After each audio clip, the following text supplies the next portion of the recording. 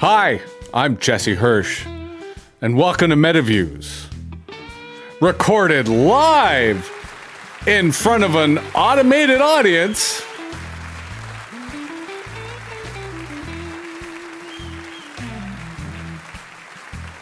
And today, we've got Anne Riley, and I've sort of framed this as the ecosystem of ideas.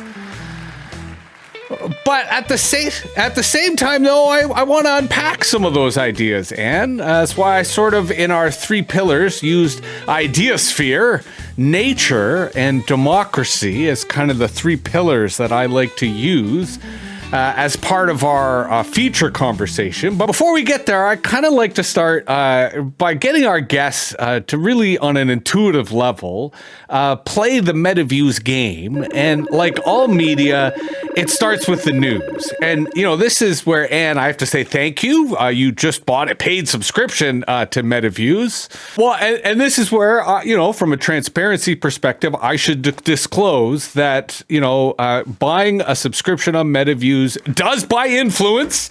Money doesn't talk, it swears. So thank you. Hopefully today's conversation will be even better than I would normally engage, because I am far more incentivized. But I jest.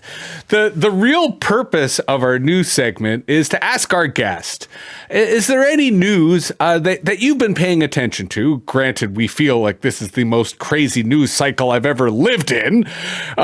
But, you know, the goal here is to say, is there anything you think our audience should be paying attention to? Anything that you think our audience should really be aware of, given that there is so much to be paying attention to? And this is why I've been looking forward to our conversation today, because I love this metaphorical frame that you're using, because it is both accessible in the sense that we all have human bodies, we all, at least to varying degrees, exist in nature, have a relationship with nature. But your point about the immune system kind of, we hope, rejecting this threat, I share your same logic, where as someone who believes in inclusivity, someone who believes in diversity, it's easy for me to draw the line at fascism. Because as long as people are willing to civilly debate and engage and share ideas, they're welcome, even if I disagree with them. Absolutely. In fact, that's how you learn. Right. But as soon as you believe that violence and othering your enemy is the path to power, that should disqualify you. That should be like, nope, sorry, you can't play. Well, and here's a really great natural example, the AIDS virus. What is the AIDS virus? The AIDS virus went into the T cells, which are the cells that your brain and neural system activate when you have a disease, right? And what they did is corrupt the T cells. And so whenever a disease occurred, the T cells would attack would be released to do their work, but they were all infected, so you'd kill your body. Well, that's kind of what we did when we hired Trump. We've hired a person who will definitely harm people, does it every single day, and with relative impunity until the structures try to catch him. But what's happened is you've taken the powerful entity that is supposed to protect you, and it's the mechanism for killing you. Yeah. That's a really bad idea. And we are really at a point where, unfortunately, they have all this power, the government, and they're going to throw all that power, just like the brain has so much power to affect cells. But the brain, all the cells have the same DNA, so they all play by the same rules. Not humans. We can choose our rules, and we now have basically a person who is violating the prime directive of living at the helm of a huge amount of resources to harm others, and he's doing so. Although where I see a glimmer of hope is, I think, within that corpus, within that Leviathan, there are elements of the body saying, no, I don't want to do that. I don't want to comply. And to use the health analogy, that's if, your body has too much stress, it shuts down, right? If you're eating junk, at some point, your body just doesn't have the same energy, doesn't have the same capacity. So while I agree, especially as a Canadian, we see the power of that state. We go, oh, wow, we're cowering. But we do hope there's some disobedience. There's some resistance in there that slows it down. Yeah, and that's what's happening is everybody, I think there's a whole bunch of people, me included, who are looking at where is the point where we can choose our battle to resist? How do we do it? And I can already see it's obviously it's only been like 2 weeks, but all of a sudden the lawsuits are happening. People are like, nope, we're going to fight that. Nope, we're going to fight that. We're going to do this. We're going to do this.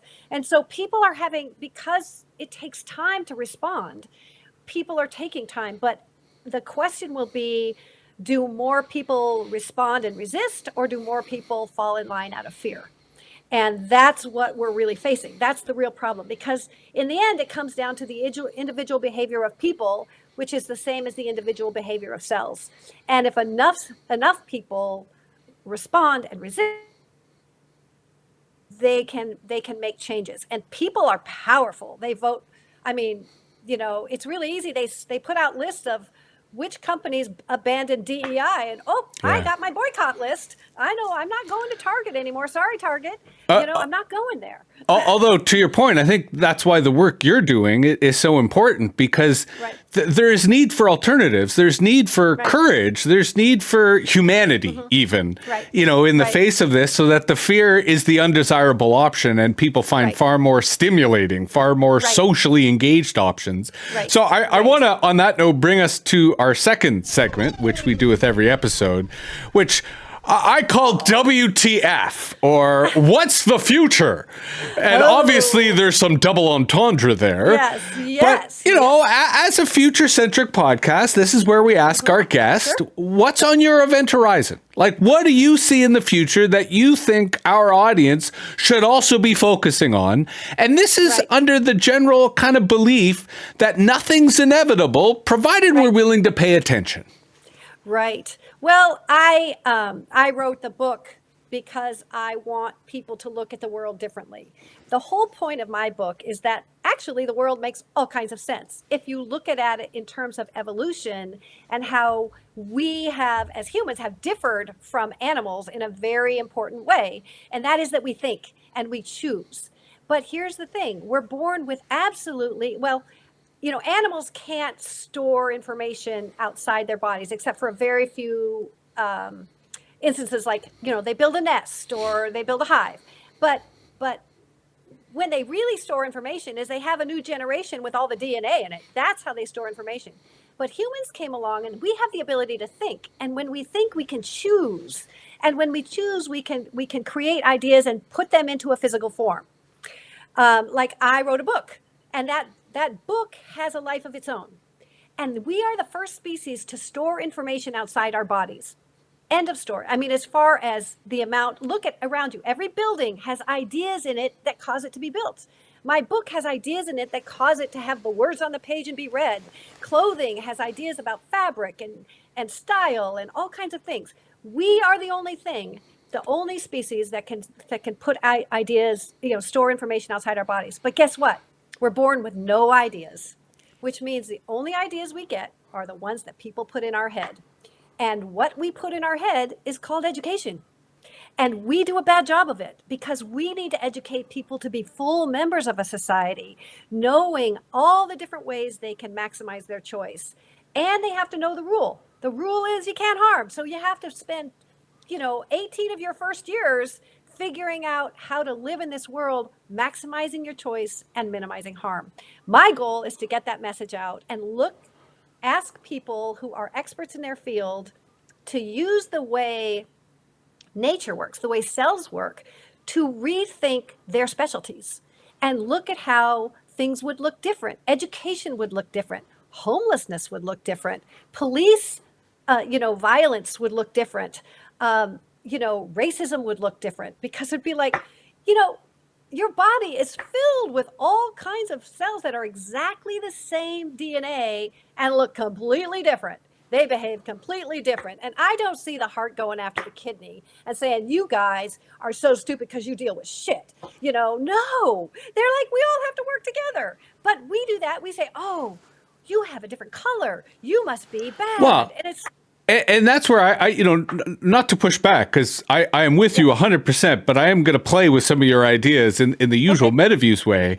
And the first was, I think you are articulating a second half to the do no harm, because it's do no harm and get along, right? Like collaborate. And that doesn't mean with everybody, but to your point, it strikes me that the human identity, the human biology is fundamentally collaborative and fundamentally in concert with other people. Yeah, we are collaborative beings. Like I said, we're born with no ideas. And the only way we survive is to get ideas and then turn them into things and live with the resources we get, right? I turn my education into a job that I can get resources to survive. I turn my ideas into a book and I'm supposed to get, revenue. I'm not sure that's happening very well, but yeah, that industry may have been overthrown by some tech giants who have used all that data to train their AI without any compensation to authors. But I digress, please. Okay, yeah. So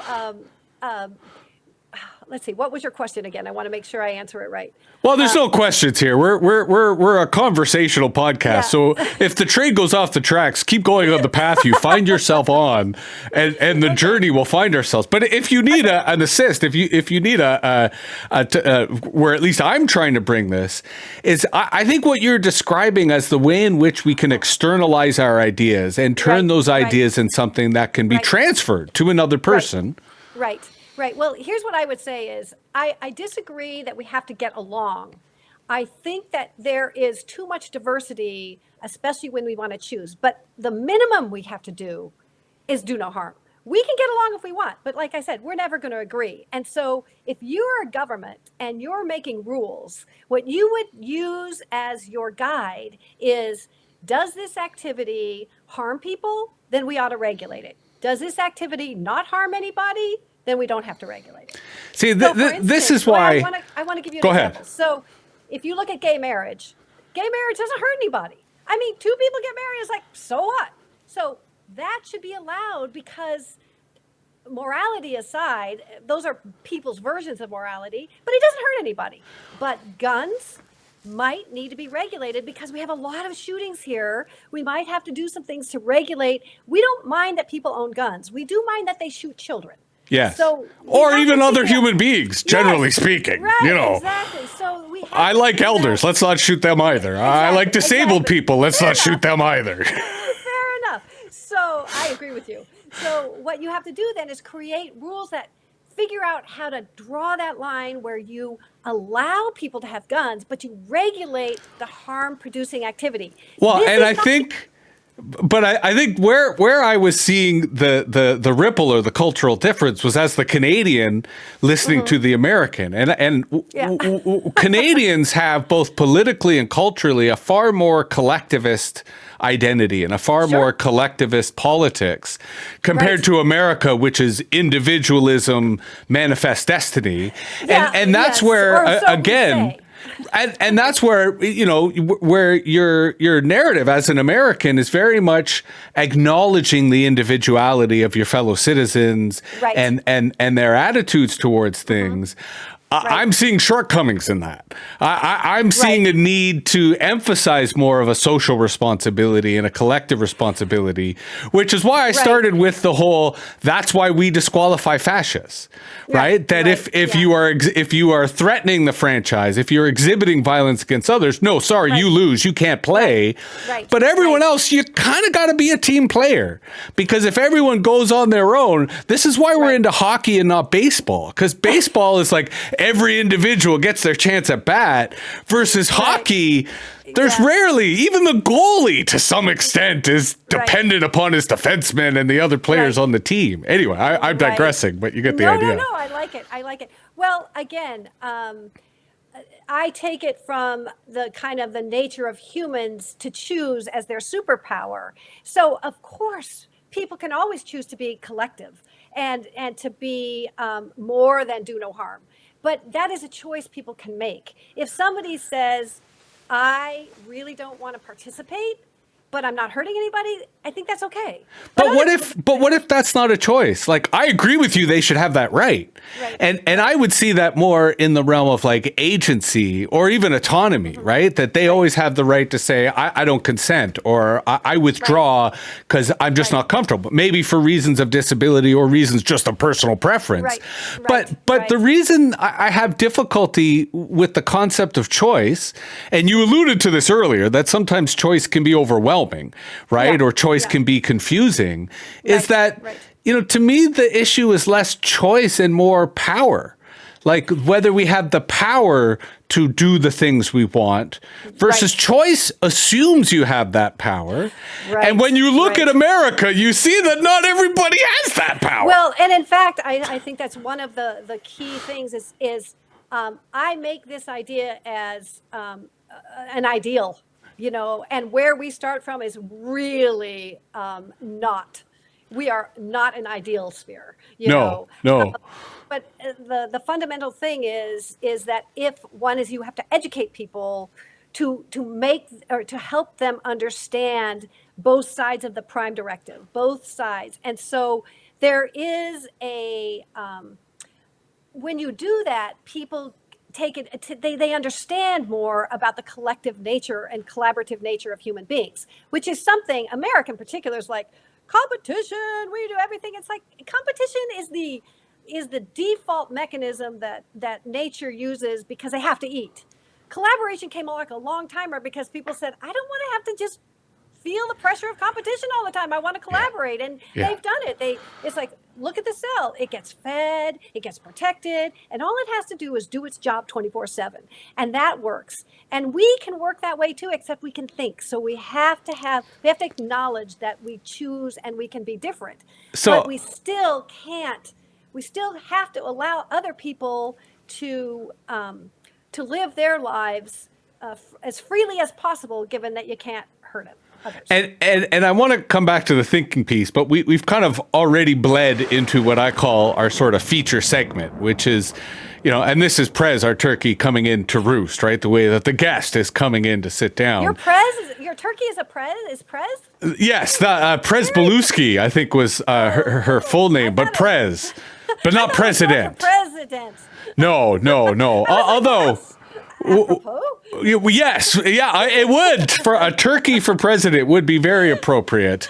But I wanted to get into the Ideasphere. And the reason is I feel the Ideasphere as a concept really embodies the moment that we're in the sense that it both, I think, effectively serves the metaphor or the narrative that you're constructing for this ideal sphere. Right. But the Ideasphere kind of evokes the political world we're in, where on the one hand, we've got these fascists kind of terrorizing us. But on the other, we've got a lot of political participation. We've got a lot of people, engaged around ideas and identity and policy and culture and economics. Like that strikes me as the paradox of this moment. That while we have this real threat to democracy, we also seem to have a flourishing of at least democratic intent or a desire for that. So explain for our audience your concept of the Ideasphere and how it ties into the stuff we've been describing so far, which is, again, this notion of a natural regulation of humanity's role in society. Right. Well, let's look at, so nature, again, is a really great guide. So if you look at nature, they are, the DNA is designed for an animal to survive. And it's not like an intentional design. It's just that all the DNA versions that didn't fit in the environment or didn't connect together, right, they just died, right? So everything you're left with is a survivor. Everything in the world survives. And the rules that the nature put in place, like nourishment of all the cells, these are the way that they survive. right? The cells disclose up to the neural system their current status all the time, so that if there's a problem, the brain gets on it right away and says, we're going to solve that problem. You cut your finger and the brain's like down there fixing everything. They're going to give you, the blood's going to clot, then it's going to it's going to scab up, and then it's going to scar, and then your finger's going to be fine. That's because you got notice that there was a problem down in the right index finger. That's how it works. But when humans came along with choice, they can easily choose a bad idea, an idea that is not helpful to their survival, just as easily as a good idea.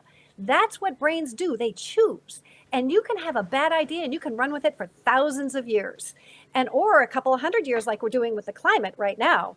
We have been pumping so much stuff into the air that we're literally, our ideas that have created combustion engines and automobiles and all these things are creating so much toxic stuff in our air that we're literally going to kill our physical environment.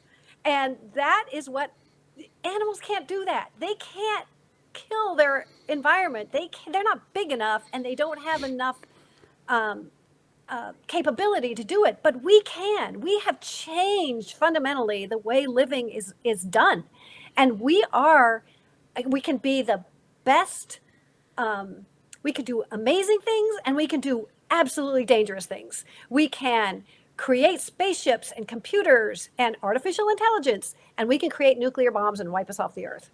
And they are both equally, as long as an idea is accepted and shared with others because of our collaborative nature, an idea stays.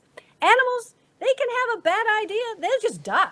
They don't get to have their idea around, but we can have bad ideas. Like, let's look at religion, which says, okay, we have a God that does this. And then there's one culture that says, here's our God, and it does this. And then another culture says, no, here's our God, it does this. And then they fight, like the Crusades or these big, and they're fighting over ideas. There's two ideas that are that not proven. They're just ideas that people are killing and dying over. And to me, that's the fundamental difference in people from nature. Although I'm curious, as an extension of that, as a political person, part of what I was hearing you describe is kind of, dare I say it, a new parliament, a new Congress.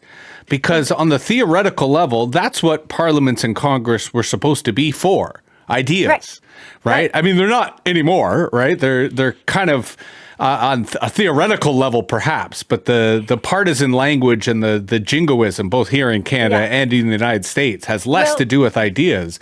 So are you imagining a different human forum in which these ideas can be better evaluated and debated?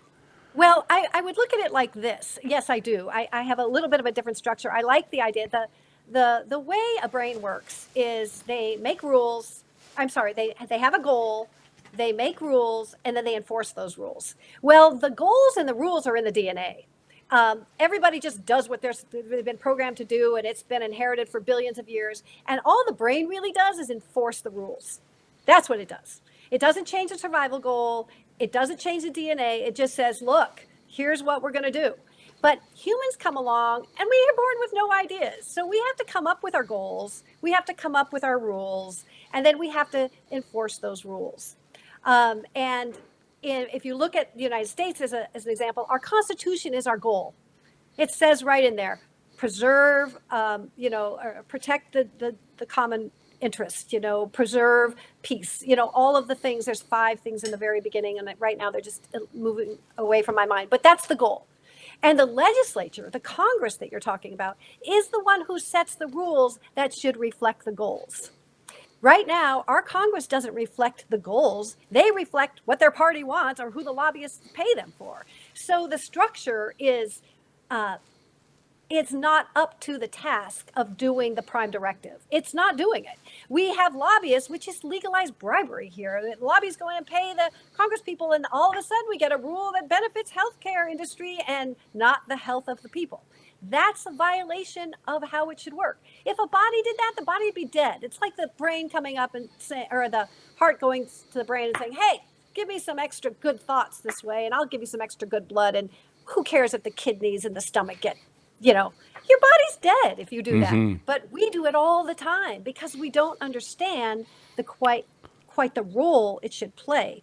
What I think too that we need, and I write about this in our book, is something called an evaluation branch, which is similar to a jury like of peers that goes out and says, how are all of our government coordinators doing compared to the goal? Are they really following the goal? And I know that's a weird thing that's not in the Constitution, but because we choose and because we create laws that don't fit our goals, and then we make a justice system that implements laws that don't reflect our goals, we're going in the wrong direction. We need somebody that says, wait, we need to pull back whether this action relates to the goals. When you take the oath of office, you're supposed to follow the goals, the Constitution, but we don't enforce that in any way, shape, or form. So where I think we need a new structure is accepting that we don't do a good job of connecting actions and goals together that we should. Well, and ironically, that has become kind of the mantra of retail politics, of, trying to show that politicians have delivered when ostensibly no one believes that they're actually delivering on much.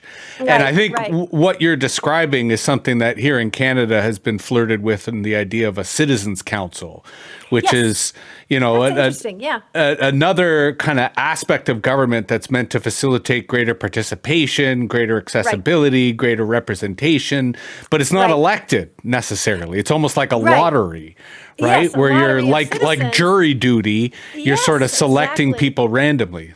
And you train them in what is considered harm. You train them in what's considered, the goal, and you have them look at the work that the government does, not the people, but what the government does, and say, are you following your goal? And if you're not, there's a process by which you say, look, you follow the goal or you get out. You can't, we don't send you to jail. We just say you can't be a coordinator because you don't do it right. Yeah. I'm sorry.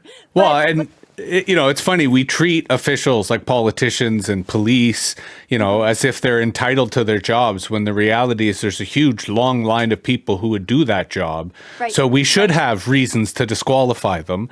And if those reasons are abuse of power or threatening democracy or threatening harm against other people, they seem like legitimate grounds. So let's bring this conversation to the nature piece, because, this is where I think you and I have a certain alignment in terms of the inherent relationship between humans and nature, and kind of how we've allowed, to your point, some of our ideas around fossil fuels, some of our ideas around urban environments, that we've allowed it to disconnect us, at least from the consequences of nature. Right.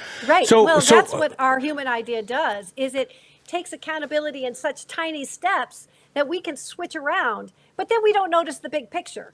Animals don't get that. They're like, oops, died, I'm done.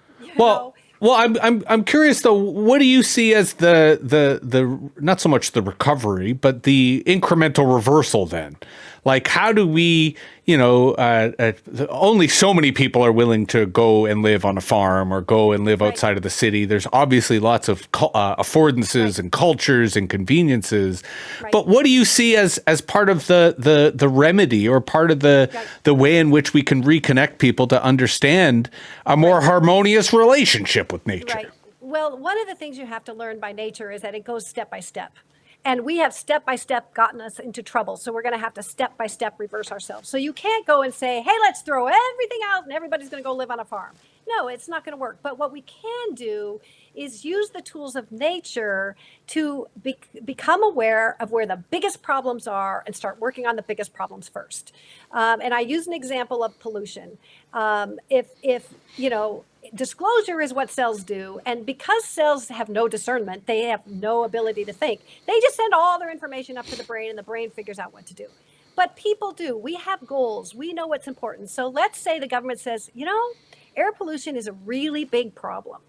So what I want to do is have all the companies disclose what they pollute. Yeah, that's going to cost them some money, but it's important to us, and it's part of your job is to let us know where you are. And then the companies that pollute the worst, the government goes in and helps them. They don't just find them and say, you're bad, because then they're just going to want to hide it. Say, nope, let's figure this out. And what you do is incrementally, you solve your problems. The biggest problems go first. The next problems go next. And oops. And maybe you decide that after a while, air pollution, let's go to homelessness, or let's go to here. And you solve the problem incrementally. But climate change is a little bit different because it's a global problem. And we have made it a global problem because everybody is emitting, these toxic, Well, and everyone's stuff affected too. Exactly. So that is where you need the world. That's why these Kyoto agreements and these world agreements are important, because it's a world problem.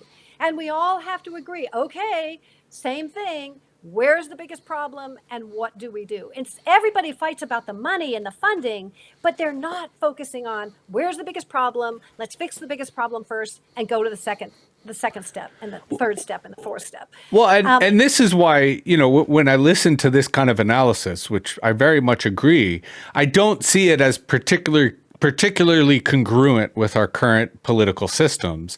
And I say this because you're inspiring an idea I had in years past, which is, having an expiry date on politicians. The idea is that, when you run for office, you're running not based on your identity, you're running on a problem you want to fix. You're like, hi, my name's Jesse.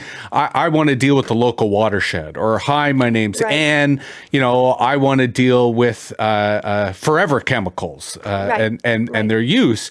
And then people vote on us based on the problem we want to solve. We get elected to office. We focus on that problem. And then once the problem is addressed, that's it. We've lost our mandate. We don't stay there forever. We'd have to run again saying, I got a new problem that I want to fix. And we're like, I like Ann. Ann has a great track record. I'm voting for her again. Yeah, I disagree a little bit in that the role of a legislator is to set the rules, and they need to be wide ranging. Life is holistic. Life doesn't set itself in one bucket or another. It's holistic, and we have to look at coordination as a holistic activity. So, and the executives have to do the same thing. If you're in the executive branch, you have to look at the good of all. And so I disagree with that. And the term limits, I do agree there should be term limits, but there is some wisdom to experience. Your DNA has billions of years of experience, and that's what makes it very effective. Well, but to be clear, again, because I'm not an American, I wasn't talking about term limits. Okay. I was talking about why do we have elections for every 4 years? Why do we have elections every 2 years? What if you were elected to do a job? And then once you did that job, that's when you go for re-election because you find another job. So that way, instead of electing people based on their personality, we're electing people based on the task that they are bringing, right? Yeah. Because, the problem now is, we're electing the most popular. We're electing the loudest. We're electing, the most threatening, depending on your attitude. The ideology that you agree with, or the label that you agree with. But no, I'm not even sure. And again, I'm curious to hear your thought on this. I look at the United States and I do not see any coherent ideology. I do not. It's not based in fact. It's not based. That's my point. But that's my point. But the ideology is like, somebody has I have neighbors who are like, Democrats are thieves and but that's not ideology. Unpatriotic. Yeah, but they think it is. And see, this is agreed. Yes, but hold on. We are here on my podcast, and on my podcast, I am able to carve out outside of the worlds of CNN and MSNBC that just because someone thinks that they are X does not mean that they are X, right? Just because people say that COVID is over does not make COVID over. I agree, to go back to the Ideasphere, I agree that perception is power and that people can perceive whatever they want. But I also agree to your point that we are animals and we will die. So if we believe that we can fly and we jump off the cliff, we're not going to fly for very long. We'll fly for a little bit, but then, to your point, our cells will extinguish and we will be dead. Right. And the idea of flying, I use in one of my books, I use the guy with the flying parachute. I make a kind of a couple of dark jokes about, well, his DNA is gone. Yeah. But Hopefully he didn't have kids. Yeah, well, And if he did, I'll see you on the cliff. I'll sell you a parachute, kid. Like, well, maybe those kids learn something. That's the thing about ideas; they morph. Yep. But here's the thing. I think what you're saying is kind of missing the whole point of ideas. Is they can be really bad. It doesn't matter the quality of an idea. If it's accepted and shared, it has a life. And what you're seeing in America is what we call ideologies. There's just two different sets of ideas. But they're not. But again, as a Canadian, I have to point out to you that no, there actually isn't a difference between the Democrats and Republicans when it comes to ideology. There is when it comes to methodology, right? Because Democrats believe in the rule of law, right? Democrats are constitutionalists. They believe in the rule of law. They believe in the value of the judiciary, and they believe in local democracy in the sense that they believe that in city councils and towns. But fundamentally, this is my point about individualism. There is not a lot of difference in that ideology because there isn't any ideology. It's kind of just greed and power, right? Even though I would vote Democrat without hesitation because I'd much prefer the people in power to believe in the rule of law versus the other side who says we just believe might is right. Right. But no one's saying, hey, let's have health care. Like that's why they disqualified Bernie because Bernie was actually talking about policy. Yeah. So what you're saying is, and I the way I would do it is, okay, I take your point, and I really do agree with you, but I would use different words. I would say there are different. You use methodology. I'll use that. There's different methodologies, but the problem is the system corrupts everybody equally, and the system is what's wrong. And what I'm saying is, but who makes the system? The Constitution is supposed to make the system. The legislators, the executive power, and the judicial in America make those rules, and they act on the Constitution. And the system is set up right now to have everything swayed for those who have resources to get more resources. Yes. And that pay to play. Yes, and it is from all the sets, all the levels have been corrupted in this way. But that's why from the very beginning you have to sort of rethink. I talk about taxation. I talk about government money, private money in government. But before you get off that point, allow me to reinforce it, because this is why I think we need more cross-cultural dialogue between Americans and Canadians. Yeah. Because you just did describe the ideology of America, which is money. Right? That everyone fundamentally believes that money is the greatest end, that is justified by any means. And I am, to bring us back to the Ideasphere, because I also want to validate your point that bad idea, good idea doesn't really matter in the Ideasphere, that humans are going to, be swayed or influenced depending. Personally, I think it depends on whether you've had lunch or not, right? Like blood sugar, I think, as a huge issue. And I'm not being facetious. This is why poverty is a big issue. About the biota and government, or your gut, and so I will just say that those things came before the brain. Yes, exactly. But to my point about ideology, and this isn't a left or right thing, because I think this could be true on either the left or the right. I think if there were to be an American politician, an American leader who offered an ideology that was refreshing, that was not based on money, that was not based on corruption.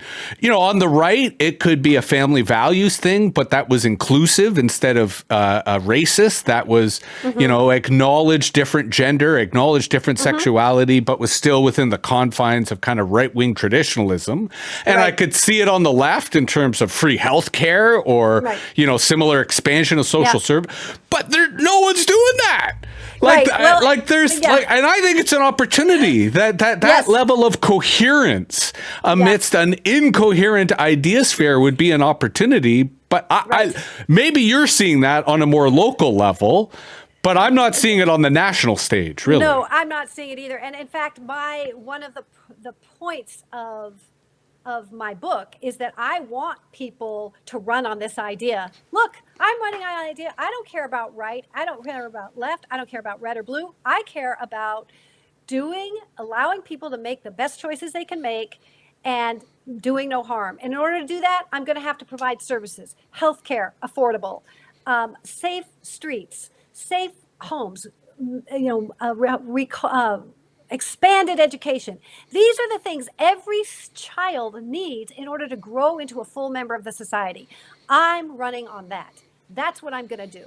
And yes, we need protection, but police, they can't harm anybody either. If they harm anybody, we're going to figure out how to put them on desk duty and maybe what we have to do instead of police is we have to have psychological help with the police, because there's a lot of mentally ill people that in America, at least, we substitute policing for mental health care, which is just egregious. Now that you're a Metaviews subscriber, I encourage you to go look in the archives for a piece I wrote on why we need more social workers. Yes, and why instead of hiring security guards, we should be hiring social workers. Right. Because fundamentally, that's the job. But let me throw you a curveball, because you've kind of brought this up a few times.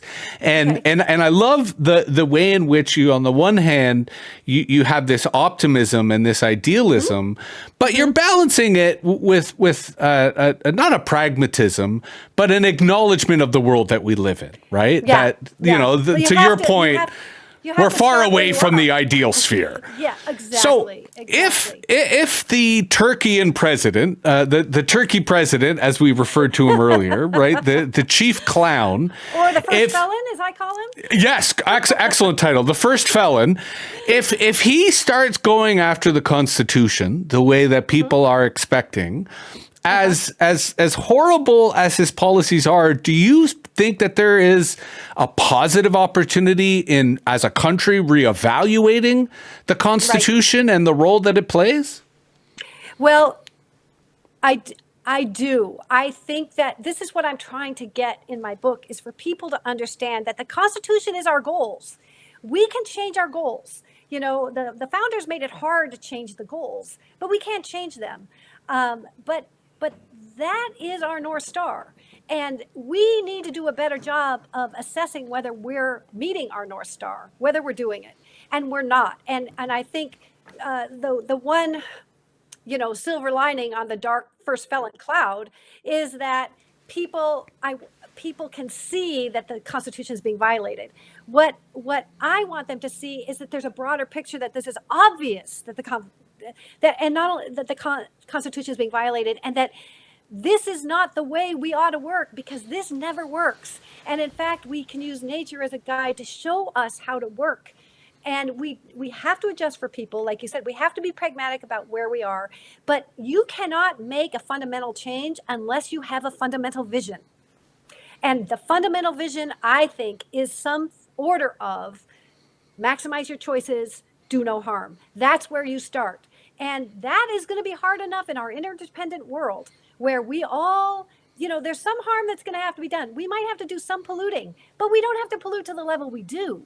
This is what our job should be, to figure out how to coexist peacefully in as good a way as we possibly can. It's hard work. We need to get started. So what I'm trying to do with my book is to get people to understand that there's a way to look at the world, and then a way to apply these ideas so that we can start building a better world from wherever we sit. And do you think that, again, on a metaphorical level, it strikes me that the relationship with nature piece is incredibly powerful. And on the one hand, I think there's the powerful argument that what, the clown, the turkey, the felon, what he's trying to do is unconstitutional. But do you think that there is similar potential in arguing that what he's doing is, in essence, crimes against nature, that he's sort of taking us further away? And I say this just in terms of his denying climate change and, giving the fossil fuel industry carte blanche.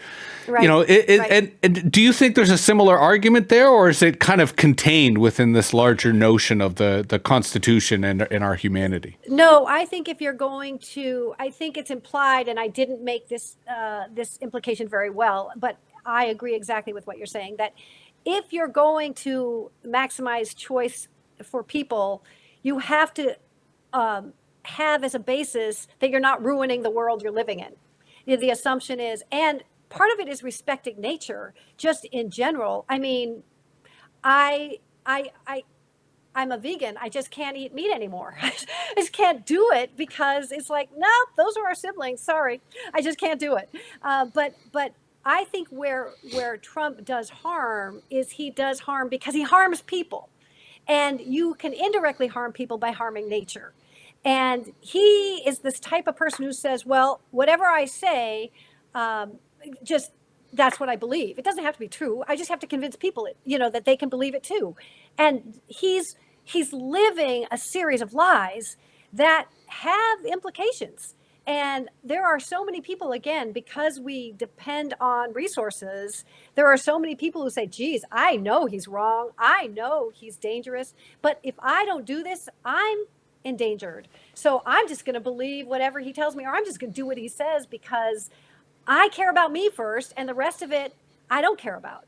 And that's a systematic problem with our system just doesn't work well enough yet. We don't, because when the founders created the Constitution, they had these big long discussions about what would happen if somebody just clearly up and violated the Constitution.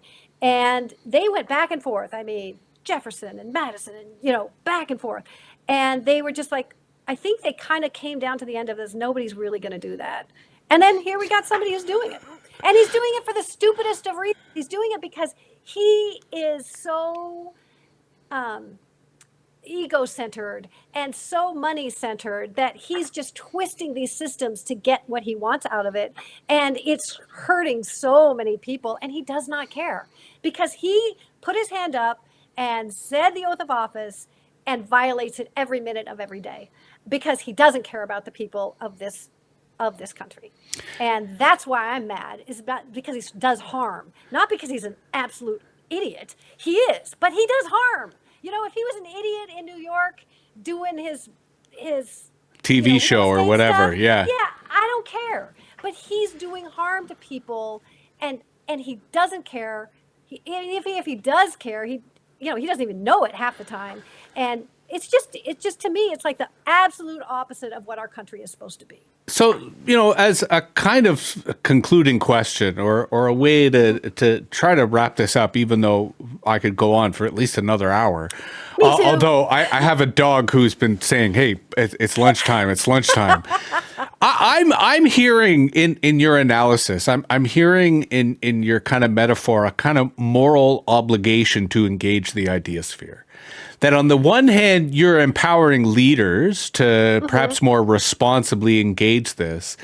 But at the same time, I'm hearing as a citizen, right? If we elevate the old cliche of the informed citizen, or that a democracy requires an informed citizenry, I kind of feel you're making a similar but more holistic argument, a more upgraded argument that suggests that not only is it about maximizing choices, but it's about recognizing the agency, the participatory nature of the ideasphere. Yeah. Because, to your point about the neighbors who have this ideology of Biden is bad and Trump is good, they are spreading that, right? There is a kind of, cell-to-cell communication that as humans, should we be responsible for? Should we have a moral responsibility to be more aware of the power we have within this ideasphere? Well, it's a really good question. And what I would say, and I make this point in my book, is that morality is an idea.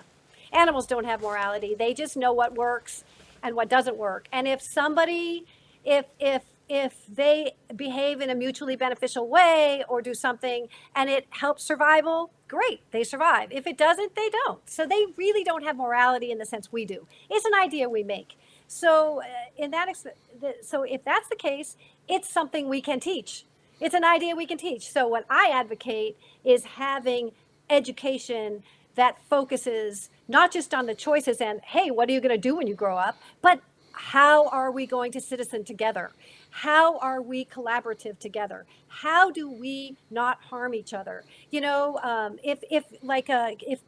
you call somebody a name on social media and you're an adult, that's okay. You have to deal with that person. But if you do that to a child, it's completely different because child is still developing.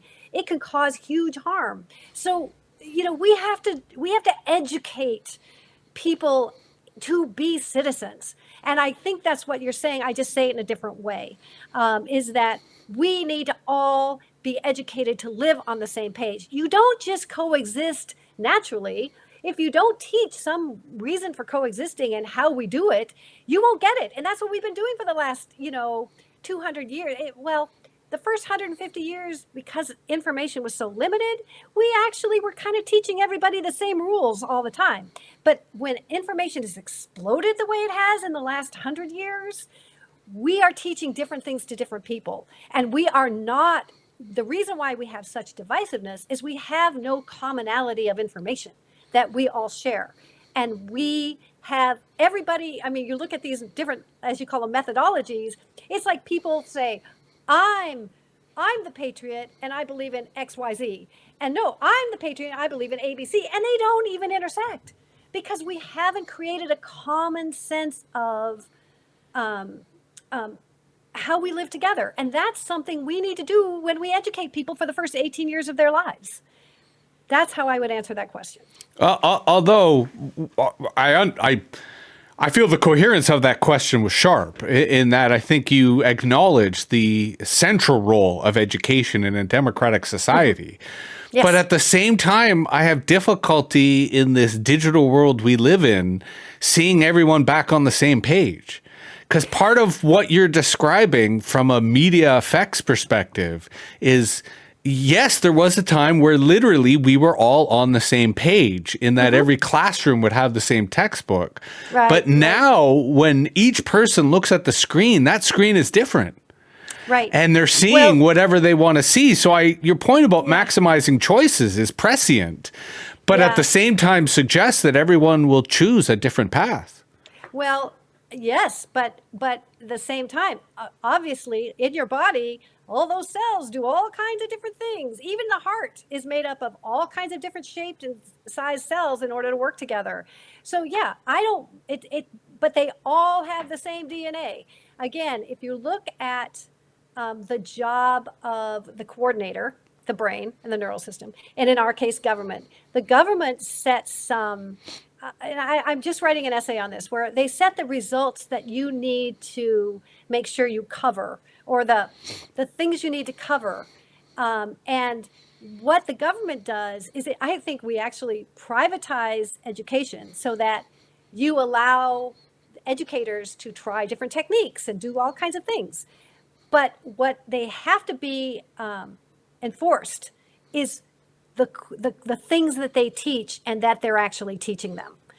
So there might be, we're going to teach your basic skills, but we're also going to teach civics. We're also going to teach maybe living skills, so that you understand something about plants and animals and cooking and sewing, even though, because we all live here. We want a broader commonality than we do. I think what's happened is we assumed there was always going to be a continuity that we've let go and we didn't realize it. And now we're like, oh crap, look at our world. It's so different. But honestly, right now, today, if you grow up, reading, celebrity magazines, or you grow up reading philosophy, your Venn diagram does not intersect. And we have people who are literally on different pages. Although I again, to prove my point, you made an assumption there, which unfortunately I'm not sure is valid, which is that people are reading. Well, that people are reading, right? We do have certainly, if one is to believe some of the school teachers preaching on social media, we're dealing with a literacy problem on a massive scale. Yes. But with that said, we've come to the part of every episode called the shout-outs, which kind of acknowledges, right, that every idea owes its origin to another idea. Absolutely. But this is also where, I tend to throw to the guest and ask them if there's anyone that they think our audience should know about, should be read more. But before I do that, I'm going to give my own shout out to an old school Jesuit scholar named Teilhard de Chardin. First name is spelled Teilhard, Teilhi. Sorry, I'm going to do that again for the AI. Teilhard, Teilhard de D-E, Teilhard de Chardin, Chrdin. And he wrote a book at the it was either the late 19th century or the early 20th century called The Newasphere. Yep. Got it right here. There you go. Phenomenal ideas. So I wanted to throw that out to our audience. Who would you like to give a shout out to? Well, I have three people who really influenced me. Charles Darwin, because it's the evolution. He identified the evolution, of the world so well, and he also showed me how I could extend it to humans. So I love that. Stephen Jay Gould, who just was a great paleontologist, who just showed how animals work and how logical they were. And it was just like, oh, I see this. There's a system. And then Michael Rothschild, who wrote the book Bionomics, he compared economic systems to biological systems, and he lined them up beautifully and gave me the basis to create the human idea and to extend his idea. I didn't agree with his conclusion. He was like, okay, it's all competition. And I would say that competition is a part, along with collaboration and coordination, which he identified, but then was like, well, yeah, I think one of my favorite lines is, there's a role for government, I just don't know what it is. And I'm like, what? You just told me what it was. So those are my three shout outs. And then, of course, there's a lot of other people, Aristotle, and, just some really amazing thinkers along the way. So, right on. But what I tried to do with this book is make it really accessible. But your point about reading is important. So somebody has to do an audiobook really soon. Although this is the value of podcasts generally is, the conversation is an on-ramp to the book. So hopefully if someone listening today was like, wow, Anne's really synthesizing a lot of interesting ideas. Yes. I really need to find the connection.